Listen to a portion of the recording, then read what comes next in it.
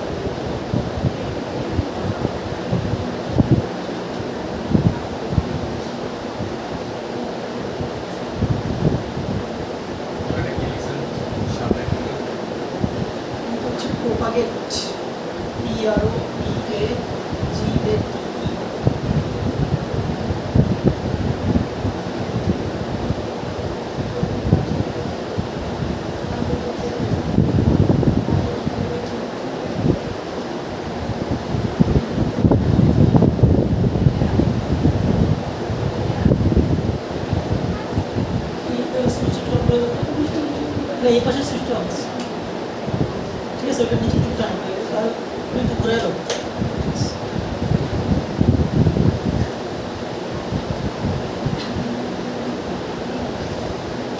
চলো, তো আমরা যেখানে ছিলাম বেসিক্যালি আমরা বলছিলাম হচ্ছে তাড়িৎ চৌম্বক তরঙ্গ বা ইলেকট্রোম্যাগনেটিক ওয়েভ। জিনিসটা কি বেসিক্যালি তাড়িৎ চৌম্বক তরঙ্গ হচ্ছে এমন এক ধরনের তরঙ্গ যেই তরঙ্গ সঞ্চালনের জন্য কোনো মাধ্যমের প্রয়োজন হয় না। মাধ্যম লাগে এরকম তরঙ্গকে আমরা বলে থাকি যান্ত্রিক তরঙ্গ বা মেকানিক্যাল ওয়েভ। আর মাধ্যম লাগে না এমন তরঙ্গকে বলা হয় নন মেকানিক্যাল ওয়েভ। নন মেকানিক্যাল ওয়েভের উদাহরণ কি? তাড়িৎ চৌম্বক তরঙ্গ। এখন তাড়িৎ চৌম্বক তরঙ্গ হচ্ছে একটা জেনারেল ওয়ার্ড, তো এটার মধ্যে আবার অনেক ভাগ আছে, যেমন ধরো এক্স রে, তারপরে কি আছে মাইক্রোওয়েভ, তারপরে আছে রেডিও ওয়েভ, তারপরে তোমার হচ্ছে দৃশ্যমান আলো, ভিজিবল রে, যেই আলোটা আমরা খালি চোখে দেখতে পাই, যেমন বেনি আর শর্করা, বেগুনি থেকে লাল পর্যন্ত। এরপরে কি আছে ইনফ্রারেড, ঠিক আছে? তোমরা দেখবা যে ওই যে রিমোটের মধ্যে যে সামনের দিকে একটা তোমার কি বলে এটাকে, এখান থেকে আলো বেরোবে, কখনো দেখছো? বাট ওই আলোটা খালি চোখে কিন্তু দেখা যায় না। তুমি যখনই রিমোটটা টিভির সামনে নাও, প্রেস করো, টিভি কিন্তু অন হয়ে যায়, আমরা কিন্তু আলোটা দেখতে পারি না। হ্যাঁ, ক্যামেরায় দেখা যায়, ছবি তোলার সময় দেখা যায়। এরপরে তুমি দেখবে যে বাচ্চাদের যে খেলনা, রিমোট কন্ট্রোল গাড়ি, ঠিক আছে না, আমরা যে চালাই, এইখান থেকে আমি রিমোটে প্রেস করছি, গাড়ি কিন্তু ওখানে চলতেছে। কীভাবে চলতেছে এগুলো? ইনফ্রারেড রের সাহায্যে এগুলো অপারেট হচ্ছে। বাট এই রেগুলো আমরা খালি চোখে দেখতে পাই না। এই যে রেগুলো বললাম, infrared, X ray, microwave, radio wave, এগুলো সবই হচ্ছে কোন ক্যাটাগরিতে পড়বে? তাড়িৎ চৌম্বক তরঙ্গের ক্যাটাগরিতে পড়বে। সো এখন আসো যে তাড়িৎ চৌম্বক তরঙ্গ কীভাবে সৃষ্টি হয়। সো তাড়িৎ চৌম্বক তরঙ্গের আবিষ্কারক হচ্ছেন বিজ্ঞানী জেমস ক্লার্ক ম্যাক্সওয়েল। তোমরা সবাই ম্যাক্সওয়েলের নাম শুনছো। তো উনি সর্বপ্রথম এই তাড়িৎ চৌম্বক তরঙ্গটা আবিষ্কার করেন। পরবর্তীতে বিজ্ঞানী হার্টজ, তোমরা বিজ্ঞানী হার্টজ, ওই যে কম্পাঙ্কের একক লিখে হার্টজ হচ্ছে একজন বিজ্ঞানী। হার্টজ এসে পরীক্ষামূলকভাবে উনি তাড়িৎ চৌম্বক তরঙ্গের একদম প্রমাণ অস্তিত্ব কি করেন, প্রমাণ করেন। দুজন বিজ্ঞানীর এখানে অবদান আছে। তো দেখি কীভাবে সৃষ্টি হয়। এখানে লেখা আছে যে কোনো চার্জিত কণাকে ত্বরণে গতিশীল করা হবে। তোমার কাছে একটা কণা থাকবে, ওই কণাটার মধ্যে অবশ্যই চার্জ থাকতে হবে, পজিটিভ বা নেগেটিভ। এখন তুমি যদি এই কণার উপরে বল প্রয়োগ করো, তাহলে কণাটা কি ত্বরণ প্রাপ্ত হবে, ত্বরণে গতিশীল হবে। আর যখনই কোনো চার্জিত কণা ত্বরণে গতিশীল হয়, তখন সেখানে একই সাথে তড়িৎ ক্ষেত্র এবং চৌম্বক ক্ষেত্র দুইটাই তৈরি হবে। আমি আবার বলছি, কোনো চার্জিত কণা যখন ত্বরণে গতিশীল হবে, সমবেগটা কিন্তু অবশ্যই কি ত্বরণে গতিশীল হতে হবে। ত্বরণে গতিশীল হলে সেখানে একই সাথে তড়িৎ ক্ষেত্র এবং কি চৌম্বক ক্ষেত্র দুইটাই তৈরি হবে, এবং এই তড়িৎ ক্ষেত্র এবং চৌম্বক ক্ষেত্র উভয়ের সমন্বয়ে একটা তাড়িৎ চৌম্বক তরঙ্গ তৈরি হবে, যারা কি সামনের দিকে কি প্রোপাগেট করে দেখো। প্রোপাগেট মানে হচ্ছে ইংরেজিতে আমরা বলি প্রোপাগেশন। প্রোপাগেশন হচ্ছে এক জায়গা থেকে আরেক জায়গায় যাওয়াকে ইংরেজিতে বলে প্রোপাগেশন। তো যখন তরঙ্গটা প্রোপাগেট হবে, তখন সে কি ট্রান্সমিট করবে? এনার্জি। প্রত্যেকটা তাড়িৎ চৌম্বক তরঙ্গের কাছে কি আছে? একটা শক্তি আছে, এনার্জি আছে। এই এনার্জিটাকে সে এক জায়গা থেকে আরেক জায়গায় নিয়ে যাবে। তবে আমরা জানি তরঙ্গের সংজ্ঞাতে আমরা বলে আসছি, মাধ্যমের কণাগুলা ভাইব্রেট করবে ওপরে নিচে, বাট কণাগুলা তার জায়গা পরিবর্তন করবে না। আমরা সবাই এটা জানি যে তরঙ্গ কি করে, এক জায়গা থেকে আরেক জায়গায় শক্তি ট্রান্সমিট করে, এনার্জি ট্রান্সমিট করে, বাট মাধ্যমের কণাগুলোকে সে কি করে না, স্থানান্তরিত করে না। সো ইলেকট্রোম্যাগনেটিক ওয়েভও প্রায় সেমই। সে এক জায়গা থেকে আরেক জায়গায় এনার্জি নিয়ে যাবে, মাধ্যমের কণাগুলো ভাইব্রেট করবে, বাট মাধ্যমের কণাগুলো তাদের জায়গা পরিবর্তন এটা হচ্ছে আমাদের তারিখ চৌম্বক তরঙ্গের বেসিক। এখন দেখো এই ছবিটা তুমি কিভাবে আঁকবা, সেখানে আমাদের তিনটা অক্ষ নিতে হবে, x y এবং কি z। ওকে, তো এখন দেখো z কিভাবে আছে, রিয়ালিটিতে z বেসিক্যালি এইভাবে আছে, এইভাবে আছে তোমার x, এইভাবে আছে তোমার y। z কিভাবে আছে বাস্তবে, এইভাবে আছে, মানে পজিটিভ z এক্সিসটা বোর্ডের বাইরে আছে আর নেগেটিভ z এক্সিসটা বোর্ডের ভিতরে আছে। ওকে, তুমি একটু ভিজুয়ালাইজেশন করতে হবে। এখন দেখো এখানে আমরা দুইটা তরঙ্গ আছে, একটা হচ্ছে এইটা দেখো, এই যে এটা হচ্ছে একটা তরঙ্গ যেটা কোন অক্ষ বরাবর কম্পিত হচ্ছে, y অক্ষ বরাবর, মানে এখানে কণাগুলোর কম্পন কোন অক্ষ বরাবর, y অক্ষ বরাবর। ওকে, এটা আমি কি লিখছি যে y অক্ষে কি আছে, তড়িৎ ক্ষেত্র। তড়িৎ ক্ষেত্র একটা ভেক্টর রাশি, এজন্য e এর মাথায় আমরা ভেক্টর সাইন দিছি। তাহলে তড়িৎ ক্ষেত্রটা কোন অক্ষে আছে, y অক্ষে। তড়িৎ ক্ষেত্র নিজেও একটা তরঙ্গ, তড়িৎ ক্ষেত্র নিজেও কিন্তু একটা তরঙ্গ। আবার দেখো আরেকটা তরঙ্গ, এইটা কোন অক্ষে আছে, এটা আছে তোমার z অক্ষে। z অক্ষে কি আছে, চৌম্বক ক্ষেত্র। চৌম্বক ক্ষেত্রকে প্রকাশ হয় ক্যাপিটাল V দিয়ে, এটাও একটা ভেক্টর রাশি, এই জন্য এটার মাথায় ভেক্টর সাইন দেওয়া হয়েছে। তোমরা যদি ফিজিক্স ক্লাস শুরু করে তাহলে অবশ্যই ভেক্টর সম্পর্কে হালকা পাতলা ধারণা তোমরা হয়েছে। ওকে, আর লক্ষ্য করো তরঙ্গ সঞ্চালনটা কোন অক্ষ বরাবর, x অক্ষ বরাবর। ওকে, অর্থাৎ এই দুইটাকে তুমি আলাদাভাবে চিন্তা করতে পারবে না, মানে তড়িৎ ক্ষেত্রকে তুমি আলাদাভাবে চিন্তা করতে পারবে না, চৌম্বক ক্ষেত্রকে তুমি আলাদাভাবে চিন্তা করতে পারবে না, দুইটাকে তোমার চিন্তা করতে হবে একত্রে, তুমি একসাথে চিন্তা করতে হবে। তাহলে দেখো এই তড়িৎ ক্ষেত্র এবং চৌম্বক ক্ষেত্র মিলে যে তরঙ্গটা তৈরি হলো, এইটা কোন অক্ষে যাচ্ছে বলতো, এইটা কোন অক্ষে যাচ্ছে, x অক্ষে। তাহলে তড়িৎ ক্ষেত্র y অক্ষে, চৌম্বক ক্ষেত্র z অক্ষে, আর দুইটার কম্বিনেশনে যে ওয়েভটা ক্রিয়েট হলো সেটা চলতেছে কোন অক্ষে, x অক্ষে। তাহলে মনে রাখবা তড়িৎ ক্ষেত্র, চৌম্বক ক্ষেত্র এবং তরঙ্গ সঞ্চালনের দিক সবাই সবার সাথে কত ডিগ্রি কোণে থাকবে, অলওয়েজ 90 ডিগ্রি কোণে থাকবে। তড়িৎ ক্ষেত্রের দিক, চৌম্বক ক্ষেত্রের দিক এবং তরঙ্গ সঞ্চালনের দিক সবাই সবার সাথে কত ডিগ্রি কোণে আছে, 90 ডিগ্রি কোণে। এটা হচ্ছে তাড়িৎ চৌম্বক তরঙ্গের অত্যন্ত গুরুত্বপূর্ণ একটা বৈশিষ্ট্য। ওকে, আচ্ছা তাহলে আমরা বেসিকটা বুঝে গেলাম। এখন দেখো আমি কি বলছি, সব তাড়িৎ চৌম্বক তরঙ্গ কার বেগে চলে, আলোর বেগে। এখন এটা কিভাবে প্রমাণ হয়েছে, এই যে বিজ্ঞানী হার্টজ, আমি বললাম না কিছুক্ষণ আগে, বিজ্ঞানী হার্টজ এটা প্র্যাকটিক্যালি উনি প্রুফ করে দেখাইছে যে সব ধরনের তাড়িৎ চৌম্বক তরঙ্গই আলোর বেগে চলমান থাকে। আর আলোর বেগ তোমরা সবাই জানো, আলোর বেগকে কি দিয়ে প্রকাশ করা হয়, c দিয়ে প্রকাশ করা হয়, এবং c এর মান কত, 3 × 10⁸ মিটার পার সেকেন্ড। ওকে, আর আলোর বেগ কিভাবে বের করা যায় দেখো, এই সূত্রটা আমাদের কেমিস্ট্রি বইতে নাই, এটা তুমি ফিজিক্স সেকেন্ড পেপারে পাবা এই ফর্মুলাটা। c হচ্ছে E/B, অর্থাৎ E হচ্ছে তড়িৎ ক্ষেত্রের মান। তোমরা জানো যে কোন একটা ভেক্টরের মানকে কয়ভাবে লেখা যায়, দুইভাবে লেখা যায়। জাস্ট প্রতীকটা লিখবা, বাট মাথার উপরে কোনো ভেক্টর সাইন দিবা না, অথবা মাথার উপরে ভেক্টর সাইন দিবা আর দুই পাশে দুটো কি ভার্টিক্যাল লাইন দিবা, মানে যেটা আমরা মডুলাস বলি। ঠিক আছে, মড বলতে বেসিক্যালি কোনো ভেক্টর রাশি কি বোঝায়, মান বোঝানো। ওকে, তাহলে কি হচ্ছে আমার তড়িৎ ক্ষেত্রের মান, অর্থাৎ এখানে আমরা দিক বিবেচনা করছি না, অনলি জাস্ট মানটা নিচ্ছি। আর বি হচ্ছে চৌম্বক ক্ষেত্রের মান। ওকে, তাহলে তড়িৎ ক্ষেত্রের মানকে চৌম্বক ক্ষেত্রের মান দিয়ে তুমি যদি ভাগ দাও তাহলে তুমি কি পেয়ে যাবে, সি এর মান পেয়ে যাবে। ঠিক আছে, সি এর মান, এই ফর্মুলাটার মধ্যে পরবর্তীতে লাগবে। এটাকে এভাবেও লেখা যায়, এই সূত্রটাকে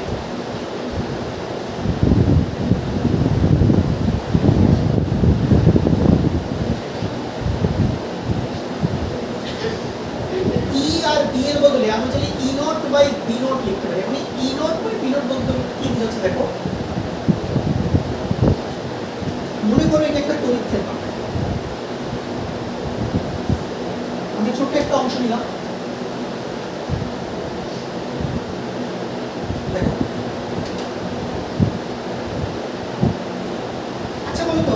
তরঙ্গটার বিস্তার কোনটা বলতো? এটা না,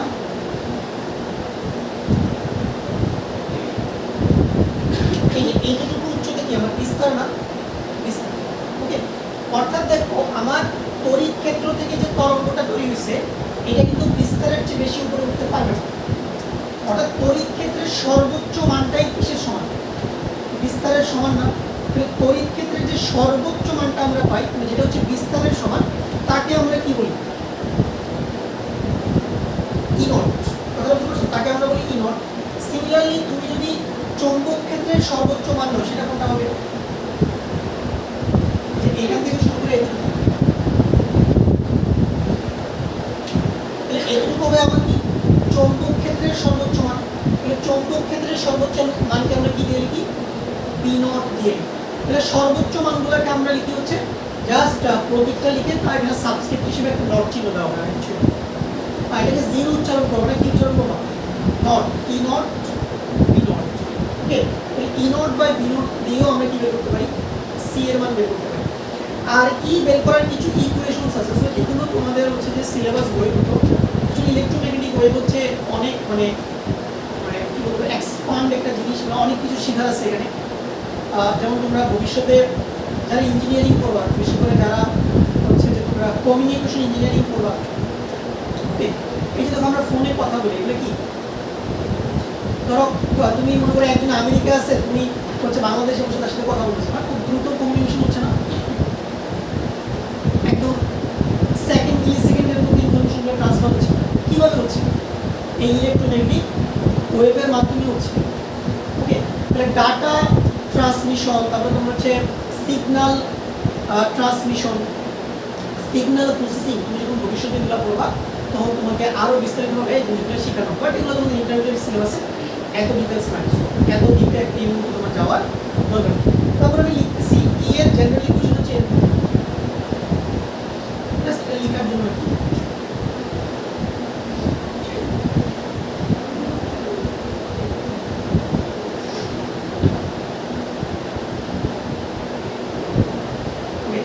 যে কোনো তাড়িৎ তরঙ্গের ইকুয়েশন থাকে এরকম E is equal to E naught, E is equal to E naught sin x minus ct. ওকে, এখন এই x কি ভাইয়া? x হচ্ছে বেসিক্যালি তরঙ্গটা তো সামনের দিকে আগাচ্ছে না। ধরো তুমি যে পয়েন্টে তরঙ্গটা তুমি সৃষ্টি করছো ওইখান থেকে তরঙ্গটা কিছু দূর সামনে যাবে নাকি? তাহলে তরঙ্গটা মাধ্যমের মধ্যে দিয়ে যতটুকু অগ্রসর হবে সেটা হচ্ছে কি? x। সেটা হচ্ছে x। মনে করো আমি এখানে দাঁড়ায় আছি, আমার এখান থেকে একটা তরঙ্গ ক্রিয়েট হলো, এই তরঙ্গটা মনে করো দেয়াল পর্যন্ত গেল, তাহলে আমার এখান থেকে শুরু করে দেয়াল পর্যন্ত যে দূরত্বটা সেটা হচ্ছে কি? x। আর c হচ্ছে আলো বেগ, মানে তাড়িৎ তরঙ্গের বেগ। আর t হচ্ছে টাইম, যে কতক্ষণ ধরে তরঙ্গটা এক জায়গা থেকে আরেক জায়গায় প্রোপাগেট হচ্ছে সেটা। এখন দেখো এখানে সাইন আছে, তার মানে যে কোনো তাড়িৎ তরঙ্গ হচ্ছে কি ধরনের তরঙ্গ? Sinusoidal wave. তোমরা সাইন ওয়েভ দেখছো কখনো? মানে ম্যাথমেটিক্সে কখনো y is equal to sin x এর ল্যাটিটিউড দেখছো? y is equal to sin x, y is equal to cos x, এগুলো গ্রাফ দেখো নাই? দেখো নাই কখনো গ্রাফ? ওকে, আচ্ছা সমস্যা নেই, দেখলে সমস্যা নেই। ধরো তোমার একটা ফাংশন আছে y is equal to sin x,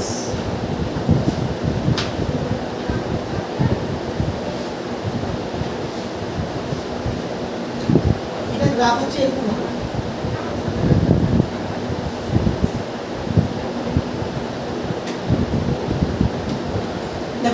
y is equal to sin x এর গ্রাফ তুমি যদি প্লট করো, মানে কিভাবে প্লট করবা? তুমি x এর জায়গায় 0 ডিগ্রি ধরো, sin 0 মানে 0 আসবে। x এর জায়গায় তুমি 30 ধরো, কত আসবে? 0.5। x এর জায়গায় তুমি 45 ধরো, তাহলে কত আসবে? 1/√2। তুমি x এর জায়গায় 60 ডিগ্রি ধরো, কত আসবে? √3/2। তুমি x এর জায়গায় 90 ধরো, কত আসবে? 1 আসবে। এরপরে ধরো তুমি x এর জায়গায় 120 ধরলাম, আবার দেখো √3/2 আসবে। তাহলে যে কোনো সাইনের ল্যাটিটিউডের হাইয়েস্ট ভ্যালু কত হতে পারে? হাইয়েস্ট ভ্যালু কত হতে পারে? 1। একের চেয়ে বেশি হবে না। তাহলে তুমি লক্ষ্য করো এই যে সাইনের যে অংশটা আছে sin x - ct, এটার ম্যাক্সিমাম ভ্যালু কত হতে পারবে? 1 হতে পারবে, এর চেয়ে বেশি হতে পারবে। ওকে, তার মানে তোমার তড়িৎ ক্ষেত্রের সর্বোচ্চ মানটা কার সমান হবে? ই নটের সমান হবে কিনা বলো? যখন এই সাইনের পোরশনটার ভ্যালু সর্বোচ্চ হবে তখনই যে তোমার তড়িৎ ক্ষেত্রের মান কি হবে, সর্বোচ্চ হবে। তাহলে যে কোনো সাইন ফাংশনের সর্বোচ্চ মান কত হয়, 1। তাহলে এটার সর্বোচ্চ মান যেহেতু 1, তাহলে ই এর সর্বোচ্চ মান কার সমান, ই নটের সমান হবে। যে কোনো তাড়িৎচুম্বক তরঙ্গের তড়িৎ ক্ষেত্রের সর্বোচ্চ মান কত, ই নট। ঠিক আছে। ঠিক একইভাবে তুমি বি কেও লিখতে পারো, এইভাবে লেখা যায়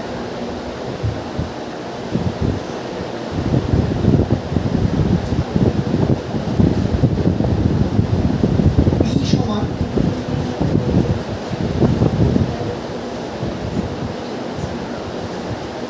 বি নট সাইন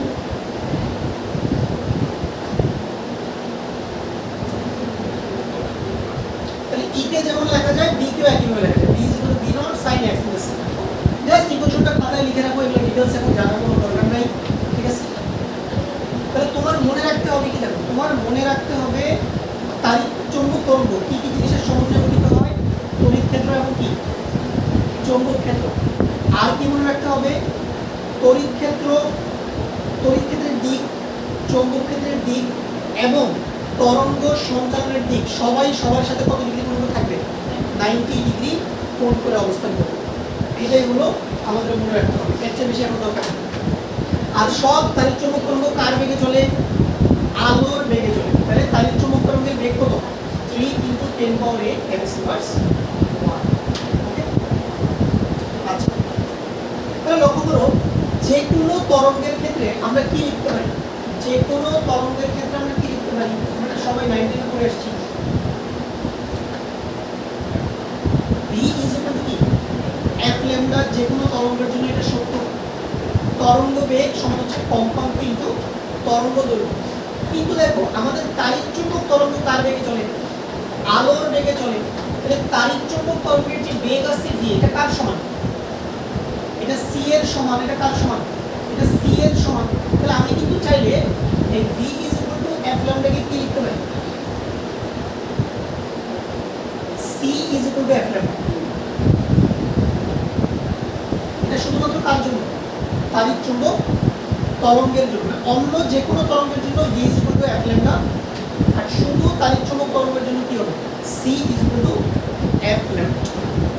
যখন তুমি তাড়িৎ-চৌম্বক তরঙ্গের ম্যাথ সলভ করবা তখন তুমি এই সমীকরণটা ব্যবহার করতে হবে, c equal to f lambda.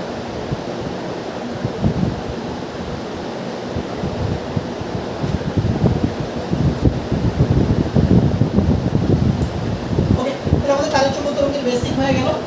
এখন আমরা তাড়িৎ-চৌম্বক তরঙ্গের উদাহরণগুলো একটু দেখি।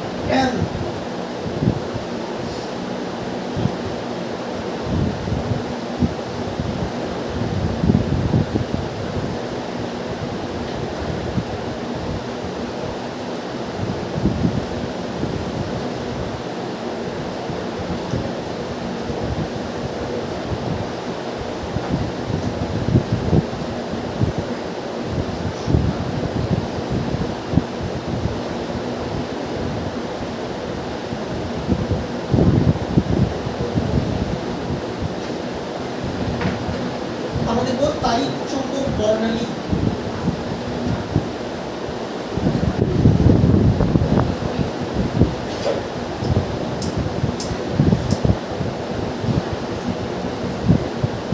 তাড়িৎ-চৌম্বক spectrum.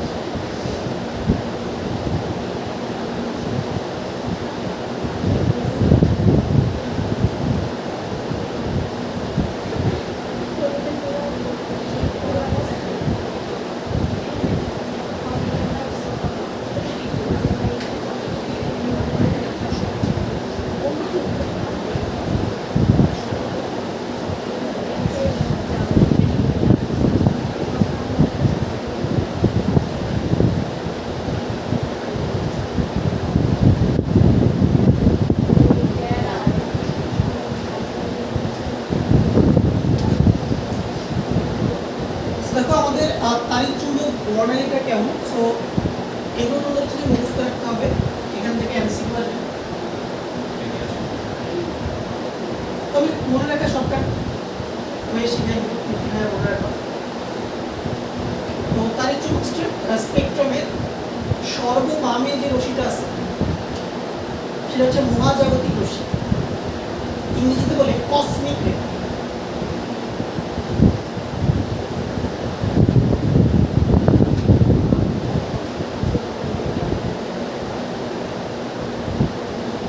Cosmic race, cosmic race কি জিনিস? তোমরা জানো যে আমাদের পৃথিবীটা তো আমাদের ইউনিভার্সের খুবই ছোট্ট একটা অংশ, নাকি ছোট বলতে খুবই ক্ষুদ্র একটা অংশ। আমাদের পৃথিবীর বাইরে কি আছে? সোলার সিস্টেম আছে। সোলার সিস্টেমের বাইরে কি আছে? আরো অন্যান্য সোলার সিস্টেম আছে। তারপর এখান থেকে আছে ব্ল্যাক হোল। আমরা কোন গ্যালাক্সিতে বসবাস করি? Milky Way galaxy. Milky Way গ্যালাক্সির সবচেয়ে নিকটবর্তী গ্যালাক্সি কোনটা? Andromeda galaxy. নাম শুনছো অ্যান্ড্রোমেডা? ওকে, তোমরা জানো যে কসমিক ডিসটেন্সগুলো আসলে কিন্তু কিলোমিটারে মেজার হয় না, কিসে মেজার হবে? লাইট ইয়ার, আলোক বর্ষ। ওকে, যেমন আমাদের মিল্কি ওয়ে গ্যালাক্সি থেকে অ্যান্ড্রোমেডা গ্যালাক্সি হচ্ছে প্রায় 2.5 মিলিয়ন লাইট ইয়ার দূর, মানে কি 25 লক্ষ বছর।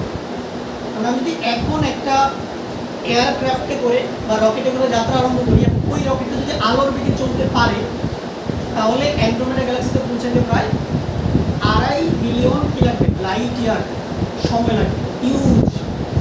আমরা বাঁচি কদিন? ঠিক আছে, রকেট যদি পৌঁছাও আমাদের হাড্ডি গুড্ডিও পৌঁছাবে না, ঠিক আছে, আমাদের দেহাবশেষও পাওয়া যাবে না। এই জন্য দেখবা যে বিজ্ঞানীরা কি করে বিড়াল পাঠায়, তারপরে কুকুর পাঠায় না বিভিন্ন পরীক্ষা নিরীক্ষা করার জন্য। ওই যে তোমরা ছোটবেলা পড়ছো লাইকা নামে একটা কুকুর পাঠানো হয়েছিল এরকম মহাকাশযানে।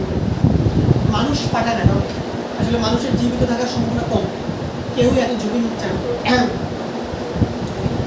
কসমিক রে হচ্ছে এই যে মনে করো অ্যান্ড্রোমেডা গ্যালাক্সি থেকে বা আমাদের গ্যালাক্সির বাইরে থেকে বা আমাদের গ্যালাক্সির ভিতরে অন্য কোনো গ্রহ থেকে কিন্তু আমাদের পৃথিবীতে প্রতিনিয়ত কি আসতেছে?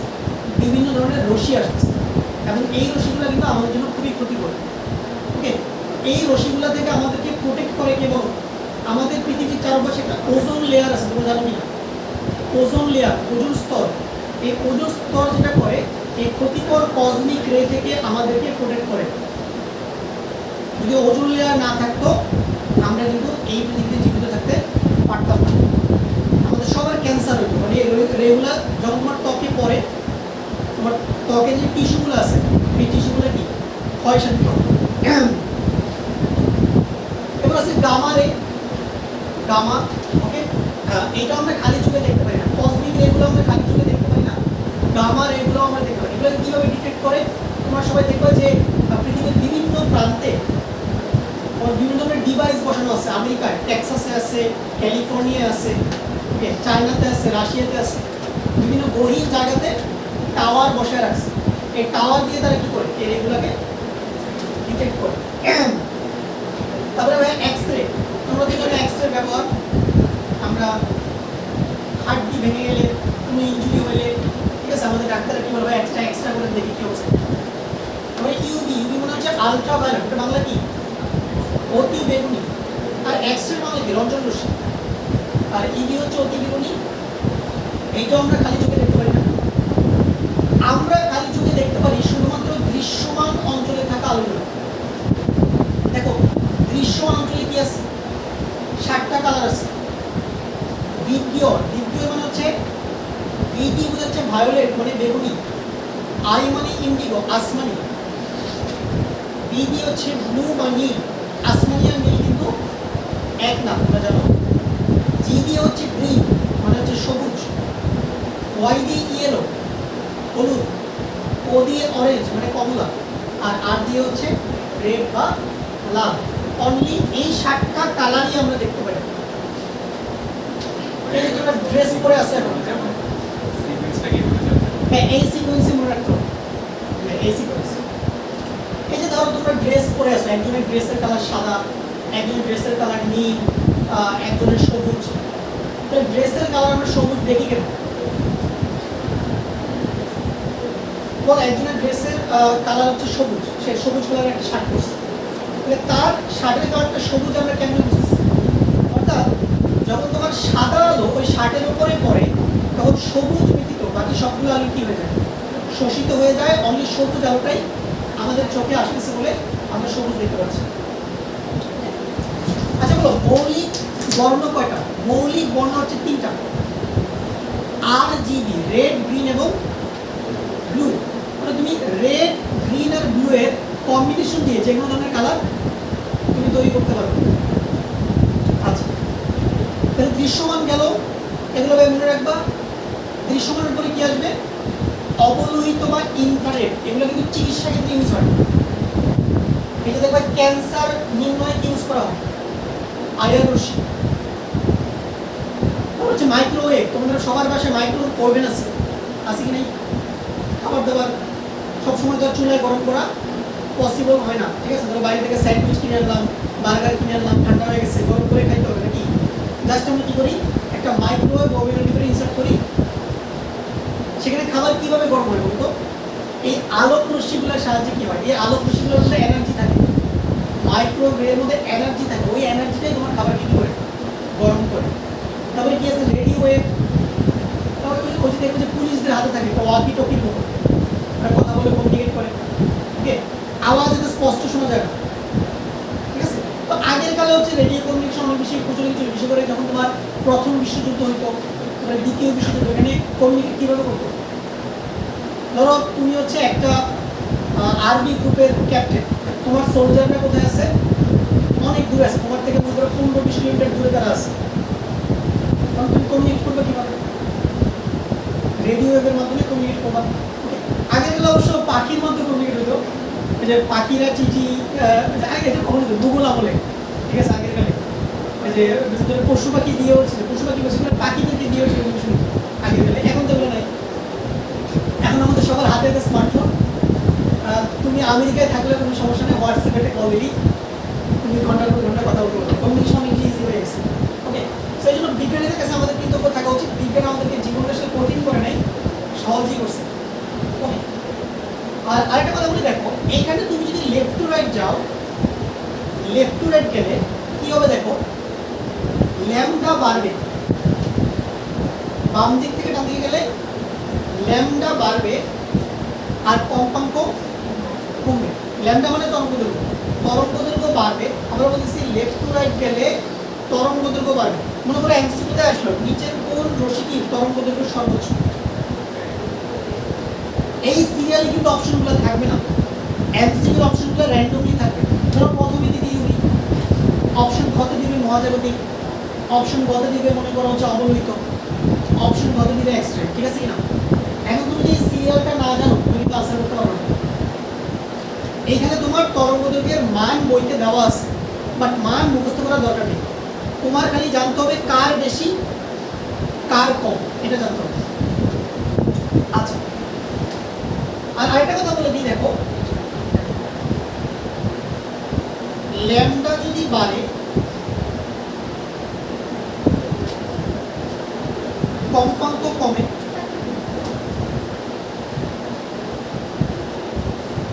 ল্যামডা বাড়লে কম্পাঙ্ক কমে। দেখো ল্যামডা বাড়লে কম্পাঙ্ক কমে, আর কম্পাঙ্ক কমলে শক্তি কমে।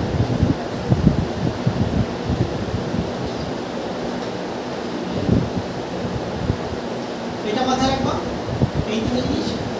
এবার ল্যামডা যদি বাড়ে তাহলে কম্পাঙ্ক কমবে, আর কম্পাঙ্ক কমলে শক্তি কমবে।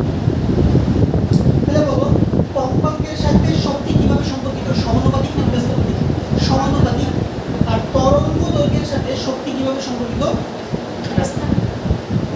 তাহলে যদি পরীক্ষায় এরকমটা আসে নিচের কোন রশ্মিটির শক্তি সর্বোচ্চ, পারবে না তুমি? তাহলে বলো তো এই সবগুলো রশ্মির মধ্যে কার শক্তি সর্বোচ্চ? এই সিরিয়ালে যে রশ্মিগুলো আছে,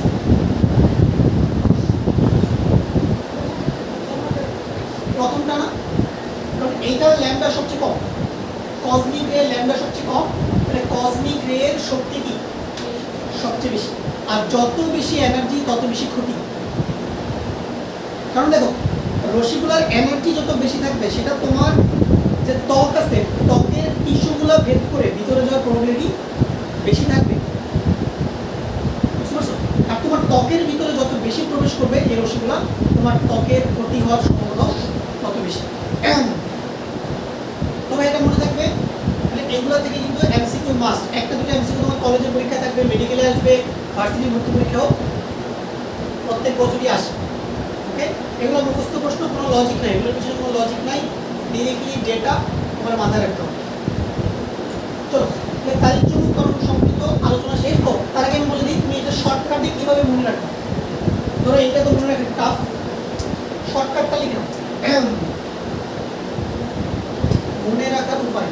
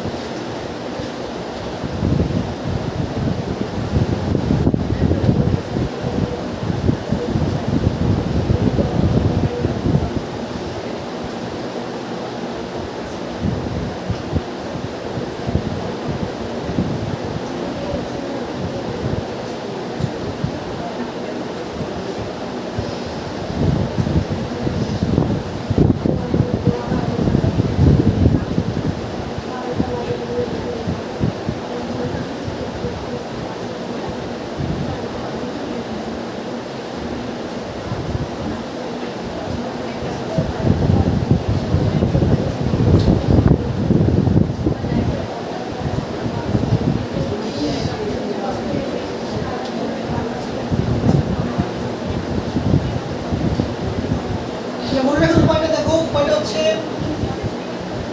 অনেকে অনেকভাবে মনে রাখতে পারে, আমরা বলতেছি, বাট আমি এভাবে মনে রাখি, জন্য আমি এটা লিখে দিলাম। মগারঞ্জন অতি দুশ্মন অবলোকে মারে রাখে। ঠিক আছে, মগারঞ্জন অতি দুশ্মন অবলোকে মারে রাখে। মগা মধ্যে কিন্তু যদি কেউ একটু বোকা শোকা হয়, বলে এই ছেলেটা অনেক বোকা। ঠিক আছে, দুনিয়াতে বেশি চালাক হলেও সমস্যা, আবার বেশি প্রকাশনা হলেও সমস্যা। মানে তুমি এমন ভাব দেখাবা তুমি কিছুই বুঝো না, চলবে এমন ভাবে দুনিয়াতে তুমি কিছুই বুঝো না, বাট তুমি ভিতরে ভিতরে সবই কি বুঝো। নিজেকে এত বেশি এক্সপ্রেস করার দরকার নেই। দেখো, মগা মানে কি? ম দিয়ে বোঝাচ্ছে মহাজাগতিক, গা দিয়ে বোঝাচ্ছে গামা, রঞ্জন মানে হচ্ছে রঞ্জন রশ্মি, অতি মানে তো অতি বেগুনি, দুশ্মন মানে দৃশ্যমান, অবলোকে মানে অবলোহিত, মারে মানে মাইক্রোওয়েভ, আর রাতে মানে রেডিও ওয়েভ। ওকে, তাহলে এই ছন্দটা তুমি মনে রাখবা। আর কি মনে রাখবা? লেফট টু রাইট গেলে ল্যামডা কি বাড়ে, ল্যামডা বাড়লে কম্পাঙ্ক কমে, কম্পাঙ্ক কমলে শক্তি কমে। ঠিক আছে, এক মার্কের একটা এমসিকিউ কম। ওকে, তাহলে তাদের চমক তরঙ্গের বেসিক আমাদের হয়ে গেল। এক নম্বর আমরা চলে যাব ম্যাক্স প্ল্যাঙ্কের কোয়ান্টাম তত্ত্ব।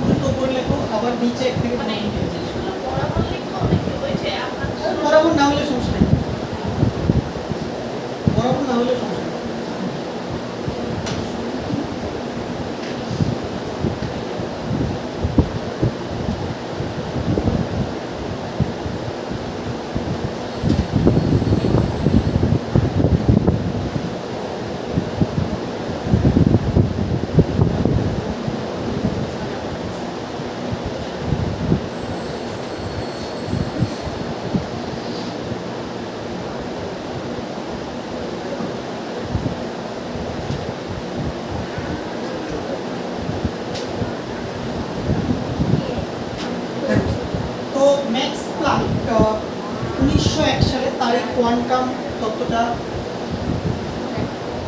প্রকাশ করেন এবং এই তত্ত্বের সাহায্যে মূলত দুইটা ঘটনা খুব ভালোভাবে এক্সপ্লেন করা যায়।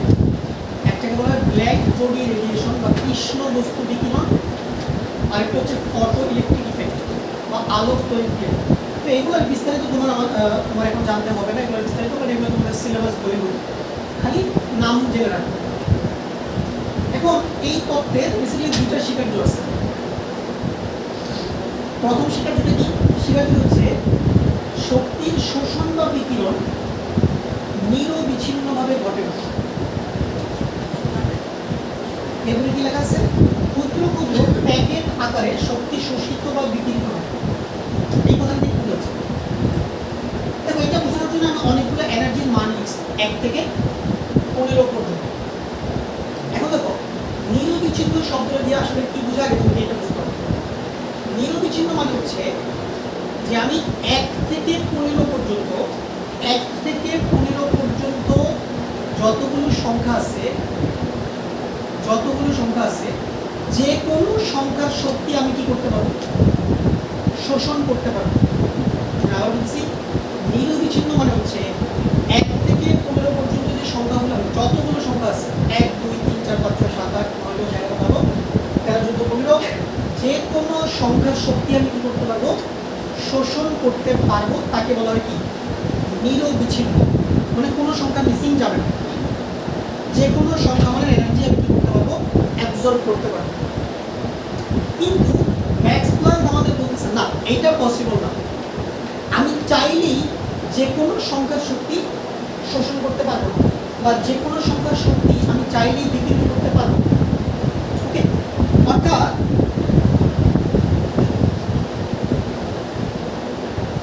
আমি যদি মনে করো 4 জুল শক্তি শোষণ করি, কত জুল? মনে করো আমি 4 জুল শক্তি শোষণ করলাম,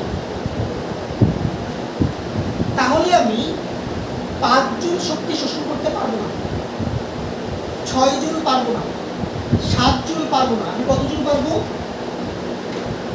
8 জুল পারবো। এরপর দেখো, যদি আমি 8 জুল পারি, তাহলে আমি 9 জুল পারবো না, 10 জুল পারবো না, 11 জুল পারবো না। কত জুল পারবো? 12 জুল পারবো। অর্থাৎ আমার শক্তির মিনিমাম ভ্যালু যদি 4 হয়, তাহলে আমি 4 জুল পারবো, 8 জুল পারবো, 12 জুল পারবো। তাহলে দেখো তো, 4 8 12 এগুলো কি? 4 এর পূর্ণ সংখ্যক গুণিতক না? এই মানগুলো কি 4 এর পূর্ণ সংখ্যক গুণিতক। আর ম্যাক্স প্ল্যাঙ্ক আমাদেরকে এটাই বলতে চাচ্ছে, উনি বলতে চাচ্ছেন আমরা যখন শক্তি শোষণ করব, তখন আমরা একটা নির্দিষ্ট সংখ্যার বা একটা নির্দিষ্ট মানের পূর্ণ সংখ্যক কি গুণিতক আকারে কি করব? শক্তি শোষণ করব। আমি চাইলেই যে কোনো মানের শক্তি শোষণ করতে পারবো। সিমিলারলি দেখো, যদি আমাদের মিনিমাম এনার্জি কত হয়, মিনিমাম এনার্জি যদি আমার 3 হয়, যদি আমি 3 জুল শক্তি যদি আমি শোষণ করি, তাহলে আমি কয় জুল পারবো? 6 জুল পারবো, 4 5 পারবো না, 9 জুল পারবো, 12 জুল পারবো, আর কত জুল পারবো? 15 জুল পারবো। তাহলে দেখো, 3 6 9 12 15 এগুলো কি? এগুলো হচ্ছে 3 এর পূর্ণ সংখ্যক গুণিতক। 3 এর পূর্ণ সংখ্যক গুণিতক। তাহলে আমি কতটুকু শক্তি শোষণ করতে পারবো, এটা কার উপর নির্ভর করে বলো তো? 4 এবং কার উপর? 3 এর উপর। যদি জানি যে মিনিমাম এনার্জি 4, তাহলে 4 পারবো, 8 পারবো, 12 পারবো, 16 পারবো, 20 24 28 32 এভাবে চলবে। যদি আমার মিনিমাম এনার্জিটা 3 হয়, তাহলে 3 6 9 12 15 18 21 24 27 30 এইভাবে চলবে। তাহলে তোমার কি জানতে হবে বলো? মিনিমাম এনার্জিটা জানা লাগবে না? মিনিমাম এনার্জিটা তোমার জানা লাগবে। তাহলে দেখো, এই মিনিমাম এনার্জিটাকে আমরা বলি মিনিমাম এনার্জি। এই মিনিমাম এনার্জির অনেকগুলো নাম আছে। মিনিমাম এনার্জির মান, এটাকে বলা হয় 1 প্যাকেটের এনার্জি। 1 প্যাকেটের এনার্জি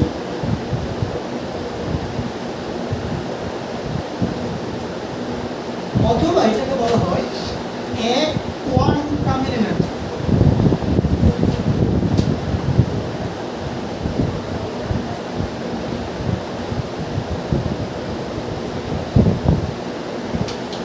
খুবই সিম্পল আইডিয়া, ঠিক আছে?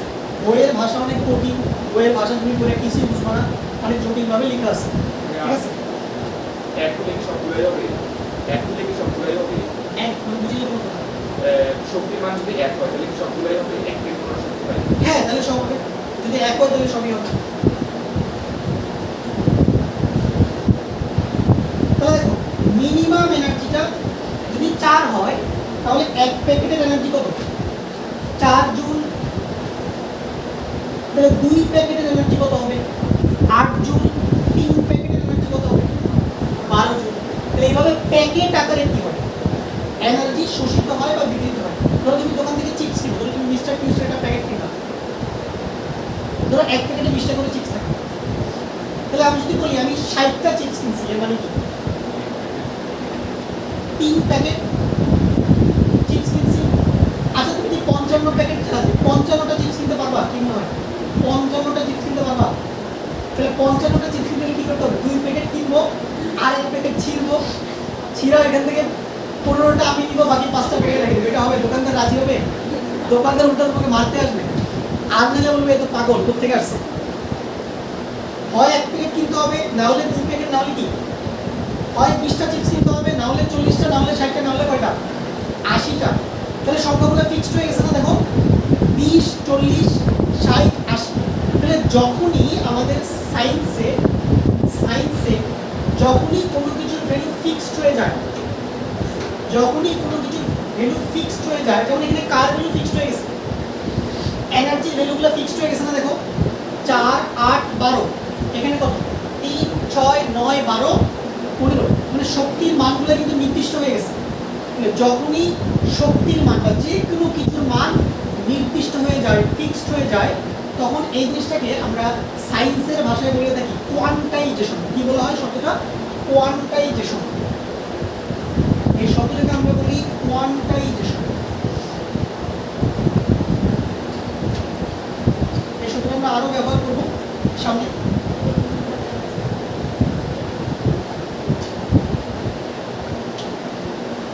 তাহলে এখানে কিসের কোয়ান্টাইজেশন হয়েছে বলতো? এনার্জির কোয়ান্টাইজেশন হয়েছে। কিসের কোয়ান্টাইজেশন? এনার্জির কোয়ান্টাইজেশন। মানে এনার্জির মানগুলো ফিক্সড হয়ে গেছে। ওকে। আর মিনিমাম এনার্জিটাকে কি বলা হয়? এক প্যাকেটের এনার্জি অথবা এক কোয়ান্টামের এনার্জি। এক কোয়ান্টামের এনার্জি। এই জন্যই দেখো এটা কতটার নাম কি? কোয়ান্টাম তত্ত্ব। ওকে। আচ্ছা, আর আরেকটা কথা বলে দিই, সেটা হচ্ছে যে এক কোয়ান্টাম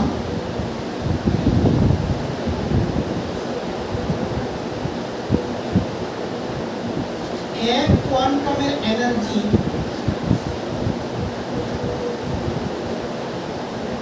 corresponds to 1 photonের এনার্জি।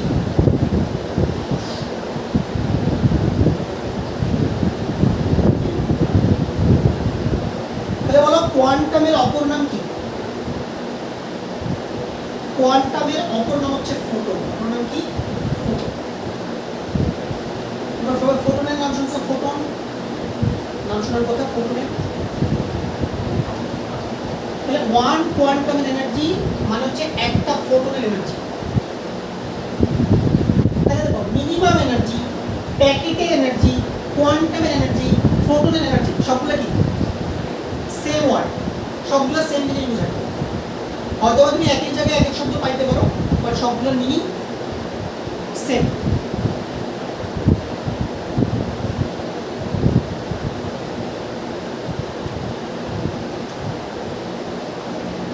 তাহলে আমি যদি বলি যে একটা ফোটনের এনার্জি 5 জুল, একটা ফোটনের এনার্জি 5 জুল, তাহলে 4টা ফোটনের এনার্জি কত হবে? 4টা ফোটনের এনার্জি কত হবে? 4 5 20 জুল। তাহলে মেইন কথা হচ্ছে আমাদের ওই মিনিমাম এনার্জিটা যদি আমরা জানতে পারি, মিনিমাম এনার্জিটা যদি আমরা জানতে পারি, তাহলে আমরা যে কোনো এনার্জি কি করতে পারবো? যে কোনো সংখ্যক কোয়ান্টামের এনার্জি আমরা বের করে ফেলতে পারবো। ওকে। আচ্ছা, তো ঠিক আছে, আজকে একটা শিকার দুই থাক, আমরা আগামী ক্লাসে দ্বিতীয় শিকার দুটো আলোচনা করে তারপর আমরা ম্যাথ করব।